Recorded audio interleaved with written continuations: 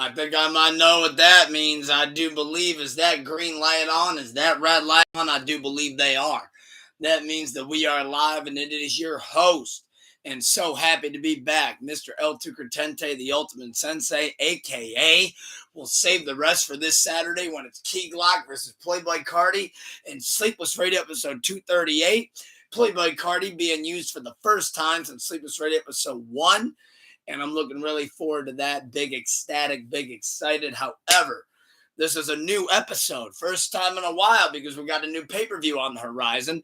This is a new episode of Bumps and Bruises talking about 2025 AEW Dynasty. And we got a really nice card that's shaped up. Obviously, Dynamite just happened tonight. We got a Collision coming this week. So who knows? Maybe there'll end up being a match ad because that's how AEW and Tony Khan tend to do things. But we're going to try to call this thing down the middle as with what we got. So it's looking like we got about 9 matches. We're going to try to predict some potential winners, losers, hot takes, and who knows, maybe even potential spoilers. So thank you guys for being tuned in. This is a bonus episode of Bumps and Bruises, and I'm always looking forward to doing these. So how about we just kick this thing straight off? No hesitation, no wait. Appreciate y'all for being tuned in live. Big cheers, big pros. Let's talk some wrestling, shall we? So what we got here, to kick it off, let's go ladies first. We got 4 belts. 4 belts. Monet. Are you riding the Monet train? This is Mercedes Monet versus Julia Hart in a woman's Owen Hart Foundation Tournament quarterfinal. Well, based on, you can tell how Mercedes is being positioned in the program and without the company, it's clear as day to know that Mercedes Moné is going over and Julia Hart's taking that pin. So that's easy peasy, wishy-washy. We're going to go with Mercedes Moné on the W. I don't think that's a hot take whatsoever. Then we got number match 8, we got Will Ospreay, what up, bruv, versus Kevin Knight, which is just now officially, as of last Wednesday, been claimed as All Elite. He's officially signed. He's on the roster. However, as much as I love Kevin Knight, that's Will Ospreay. Will Ospreay's going over, bruv. Then we got, for the AEW World Tag Team Championships, in a tag team match, we got now the Hurt Syndicate, not the Hurt Business, which is Bobby Lashley and Shelton Benjamin, with, of course, MVP on the stick being the manager for them, their escort, versus Chris Jericho's, hey guys, learning tree, Big Bill and Brian Keith. Now, granted, I think that is going to be probably about a 3.5 to 4-star match. However, I feel like that one's easy peasy as well. I haven't ran into a difficulty yet. I feel like I'm running the board, running the gambit. That's the Hurt Syndicate, Bobby Lashley and Shelton Benjamin, the gold standard going over. Which, by the way, I got to meet Shelton Benjamin. Got to meet Shelton Benjamin in 2006 when he was an Intercontinental Champion, accompanied by his mom. And that was absolutely awesome. And I was so glad to be able to do that. So as we take a look at the rest of the card, I'm going to take a quick pause, quick sip. If you don't mind, as I take that quick pause and quick sip, you can use that time to hit the like, hit the subscribe, hit that comment section. Tell me if I'm way off, spot on. Tell me if I look like Joe Dirt, whatever you got to do. Big cheers, big pros, and shout out Wheezy, baby. Wheezy F, baby, and the F is for I fucking love pro wrestling. So, 5th match, we got Chris Jericho defending the Ring of Honor title. He's the Nueve versus Bandito, title versus mask. I think this is the first tricky one because a lot of people would say, oh, well, it's Chris Jericho. He's going over. Not so easy.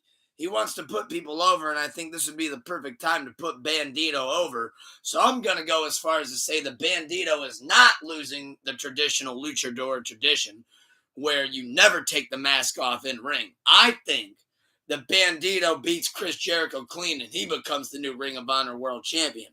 Sue me, I'm rooting for him. Then we got, excuse me, Wool. We got, got me again. I'm on beer 6. It's bound to happen. But for match 4, we got for the trios, AEW World Trios Championship, we got a trios match. We got Death Riders, which, if you don't know, consists of Claudio Castagnoli, Pac, and Wheeler Yuta versus Rated FTR, which, if you don't know them, they consist of Adam Copeland, a.k.a. Edge, and Cash Wheeler and Dax Hardwood.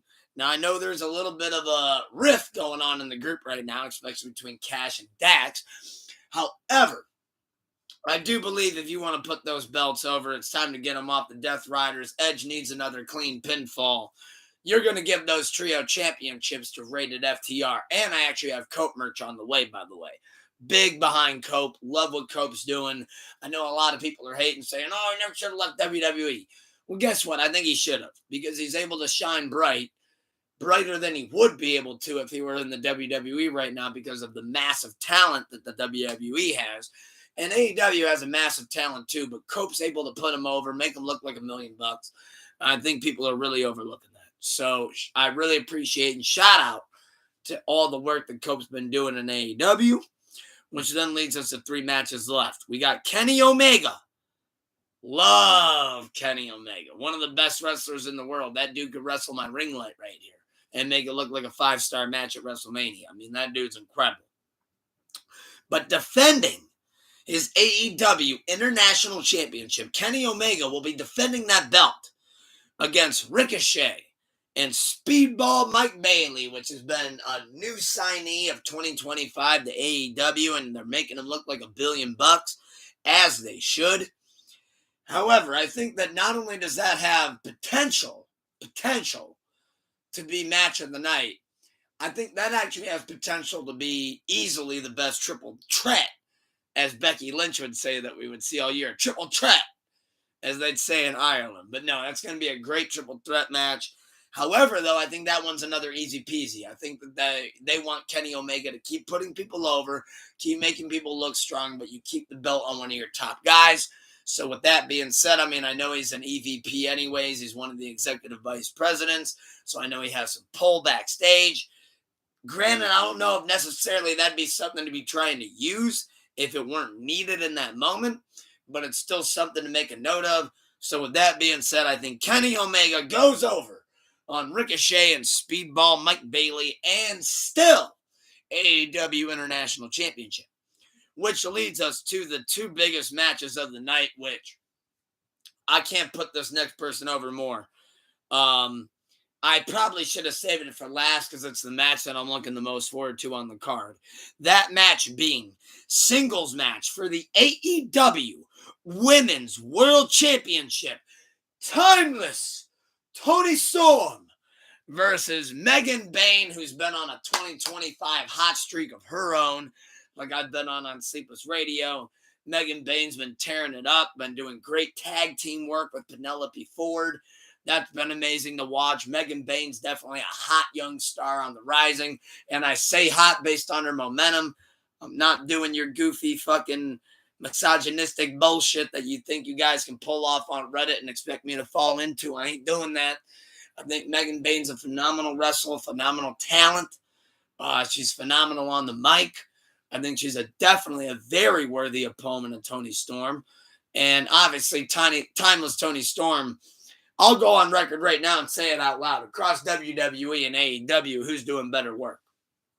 I don't know if there's many. There's definitely not many, because I don't even know if there's one. That gets iffy. That turns into a conversation. That turns into a debate that I'd love to have with somebody pulling up a chair with me on Bumps and Bruises. But we'll cross that bridge when we get there. But when you got timeless Toni Storm versus Megan Bayne, that easily could be a show stealer itself. Because timeless Toni Storm is not, let me say this, not only putting in some of the best female work, she's putting in some of the best work in general.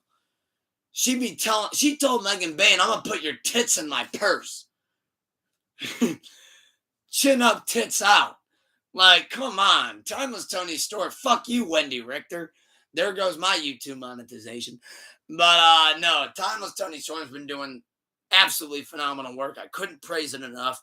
Top of the ladder, top of the altar. Take a bow to what timeless Toni Storm's doing. I got timeless Toni Storm going over, though, because I'll say this ahead of time, and this is barely even April yet. All In is in July, and I'm telling you right now, for the Women's World Championship, it's going to be Timeless Tony Storm versus Mercedes Moné. Because you know what I hear there? I hear Monet. That's money. And then for the last and final match, certainly last but never least, we got defending the AEW World Heavyweight Championship against whose house? Swerve's house. We got Jon Moxley versus Swerve Strickland, who won his number one contendership at AEW Revolution. However, based on the program that we're building with Swerve and Adam Hangman Page at the moment, I think it's an easy peasy angle to tell that somehow, some way, Jon Moxley will retain. Uno minuto, dos segundos while I take a sip of the brew. Even though it tastes like a churro. But no, I think that's an incredible AEW Dynasty card top to bottom. Like I said, I will not be live tweeting or live posting on Reddit. Unfortunately, as the pay-per-view goes on, I'm going to be doing it like last time. I'm going to catch up at the end with y'all. But with that being said, this is a fresh, brand new episode of Bumps and Bruises, and it feels always great to be back. Next episode of Bumps and Bruises will be me covering my predictions with Scotty Two Stone about night 1 and night 2 of WrestleMania, and I'm looking really forward to that as well. Vegas, baby, we're going to roll the dice and bet all of our chips and never fold and hope that we can bet this shit correctly, because if you'd like to also check out my video that I put out a month ago about with Scotty Two Stone that co-hosted with me on my night 1 and night 2 predictions before Elimination Chamber even happened, turns out Triple H hates me. He doesn't want to see me be right at all. He wants me to look like the biggest buffoon. And I think he succeeded in that because I couldn't have been more off. But if you'd like to go check that out, hit that subscribe button, hit that like, hit that comment section. Tell me all that good stuff. Tell me what your winners and your losers are. Looking really forward to seeing that. And Sleepless Radio episode 238, Saturday night. We got Playboy Cardi for the first time in 238 episodes being represented versus Key Glock in the 1-0 winners bracket. Who's going to go 2-0? Looking really forward, excited to see. And we got good brother Doomer returning to the judges panel, and we love him so much for that. Thank you to everybody for being tuned into Bumps and Bruises, whether you're watching live or you're watching afterwards. I appreciate it greatly. Thank you so much. And I hope you continue to have a blessed and wonderful 365 all 2025. Wake up with a smile on. Remind yourselves of 3 things you're grateful for. And most importantly, keep the love high and the hate low. And look in the mirror and say, I love you. Merch available now. 29 candles available now. All platforms. Deezer, Weezer, Pornhub, Geezer, Apple Music, Spotify. You name it. Wherever you stray music, it is there. Send me this pen on the way. And I'm looking so very forward to sharing that great, blessed, and wonderful, amazing music with y'all on a blessed and wonderful, beautiful year that we are having and that we are all enduring together. So thank you guys for being tuned in. I appreciate it. Keep the love high and the hate low. Love you. Peace.